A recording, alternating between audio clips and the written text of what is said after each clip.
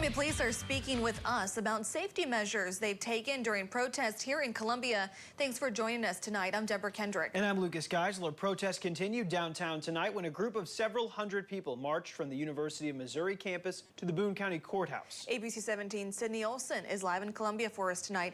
And Sydney, you spoke with several officers who have worked the demonstrations.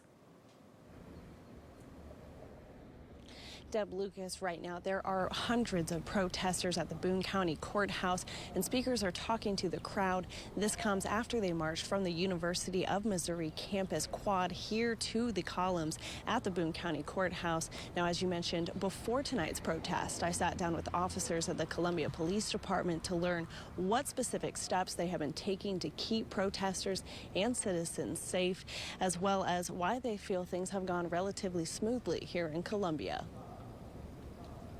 Is using several tactics to keep protesters and others safe. The department is using drones to communicate to officers which intersections to block as protesters march and see any potential problems that could arise officers on the ground may not be able to see. Officers have been guarding specific buildings like CPD and working to get things like water to officers and protesters. The department has also been on the lookout for possible counter-protests or rioters. We have been, through our intelligence unit, trying to find those people and monitor their activity. We go talk to them and let them know that we're watching. Officers like Lieutenant Mike Hester and Sergeant Clint Sinclair have been on the ground serving as a form of communication for organizers, giving them someone to go to if they need assistance or if there is a problem. After walking many miles with the protesters, they say the department's communication and the community has set up the climate for peaceful protest, allowing people to focus on spreading their message. Columbia's been ahead of the curve for several years on this. So with Chief Jones's leadership and Lieutenant Hester and the community outreach unit, I've seen firsthand the groundwork and the foundation that they've laid for the last several years.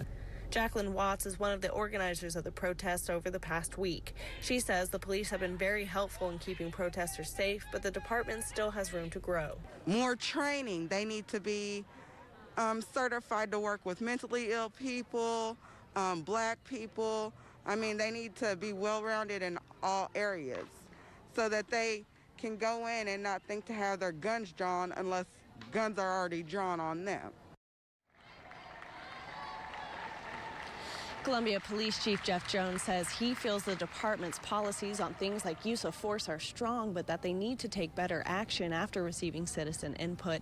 And we will continue to monitor protests downtown here and report back to you guys with anything new.